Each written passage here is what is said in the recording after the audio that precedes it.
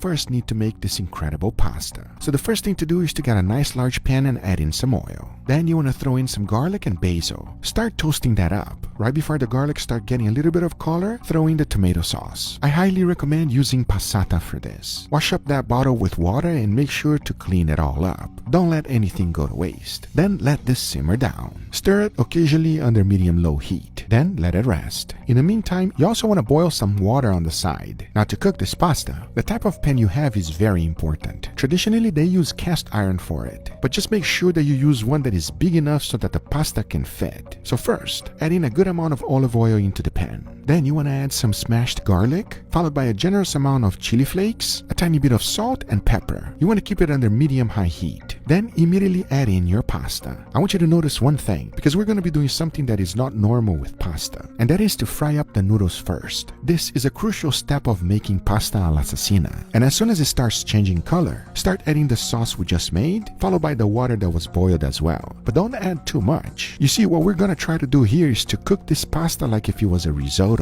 Keep that heat nice and high. Add tomato sauce and water as needed. As you're doing so, a lot of things is going to start happening, and one of them is the caramelization of the tomato sauce. It's getting nice and dark. That's what you want. The uniqueness of the way this pasta is made is the key of its success. I mean, take a look at the bottom of this pan. It's almost burned. Make sure not to take it too far. The key here is to end up with something like this. A little bit of burnt pieces, some chewy pasta, and the combination of these textures is just off the chain. Because once you're done, the only thing left to do is to go ahead and plate it. And after adding a generous amount, I threw in some more chili flakes, followed by the oil that was left in the pan. The more, the better. To make it pretty, I put a little bit of basil right on top. Now this is pasta all'assassina. For today's cook, I chose these 3 beautiful New York strip. They are 1.5 inches thick, choice grade, but at the same time they have great marbling on them, which is exactly what I look for whenever I cook steaks. And at this stage is when the idea came to me. What if I turned the assassin pasta into a compound butter? Would that be delicious? I had no idea. So I got a tiny bit of the assassin pasta, cut that up real good, combined it with a generous amount of room temperature butter, mixed everything together, and I was left with this, the assassin compound butter. It sounds fantastic, right? But I was not convinced. Because remember, we have 3 steaks, and there's one pasta that I love more than all others, and that would be carbonara pasta. That is when the idea came to me of making carbonara compound butter. And the first thing I needed was this, pancetta, which is widely available for everyone. So I immediately started cooking that up, getting it nice and brown just the way it's supposed to be. Now to finish up the carbonara, into a bowl I threw in some egg yolks, followed by pecorino romano, black pepper, salt, some pancetta oil, mixed that up real good, and then added some pancetta and mixed it a little bit more. Because once I was done, I was left with some carbonara cream. And to make a compound butter is pretty simple. I got some room temperature butter, then added the carbonara cream right on top, mixed it up real good, and in the end I was left with this, carbonara compound butter, which I think it's gonna go perfectly with steaks. For the seasoning, I kept them real simple. A good amount of salt followed by freshly ground black pepper and garlic powder. I made sure to season both sides and also the edges, because the only thing left to do now is to go ahead and cook them. First, I'll be putting a nice wonderful sear. Once they're done, I'll be cooking them in indirect heat until I reach an internal temperature of 135 degrees Fahrenheit. And for that, I'll be using my wireless thermometer. All right, everybody, here we got our beautiful steak with a nice side dish. What do you guys think, gentlemen? Hey, this looks amazing. What an impressive spread, Guga. I mean, damn, 3 steaks and a huge side dish. Yeah, I know. I'm afraid of that one. That one looks scary.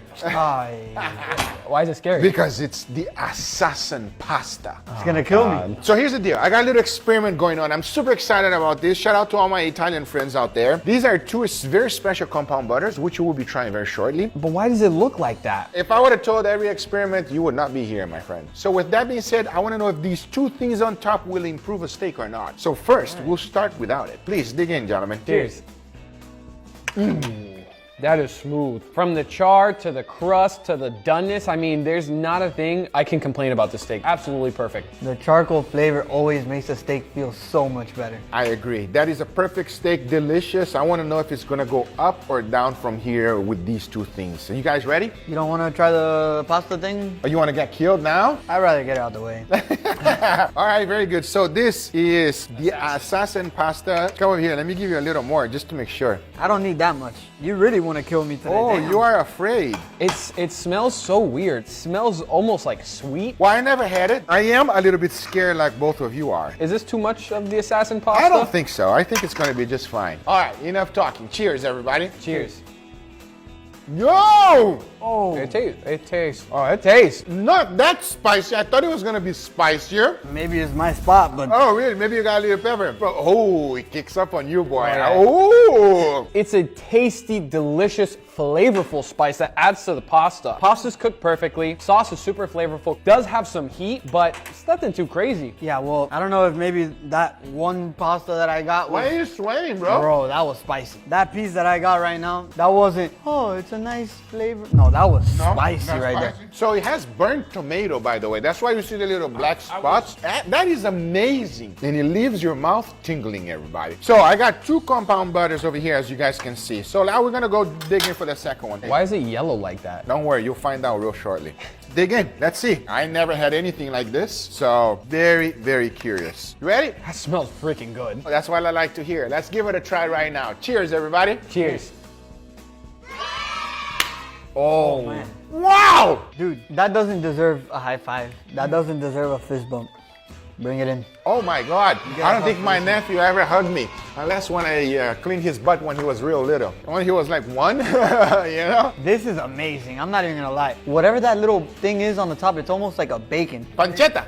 It has like a little crispiness Yeah, to it. yeah. Amazing. The creaminess that the compound butter has too is amazing. Plus, in combination with that crispiness that Angel is talking about, it's magnificent together. Damn, I should have made more. Most compound butters taste like a mix. That one tastes very strongly of butter. It's almost like a popcorn flavored butter. So that is a carbonara style compound butter, everybody. Absolutely delicious. This one literally just changed my life right now, everybody. My top compound butter. But we're not done yet. Let's go to the next. Well, give me your honest opinion on this one. Smell different? This one does smell different. We went from yellow to orange. The smell is different. The look is different. I'm looking to see if the taste is different. We're gonna find out right now. Cheers, everybody. Cheers. Oh, that's good too. Oh, that kind of tastes like this. As a matter of fact, that's exactly what that is. Compound butter made out of that. I give you the assassin steak. The assassin steak. This one's not spicy though. I think the butter cut it down. Definitely way more mild. You do get that same kind of like enhanced butter taste, but together with the steak, I mean, this thing is beautiful. I agree 100%. That is absolutely delicious. Which one did you like better, Leo? Honestly, I like this middle one more. I like the crunch with the creaminess of the compound butter. That is amazing. You, which one you like better? The carbonara too? Carbonara really, I think it changed my life. I highly recommend you giving it a go. It is phenomenal.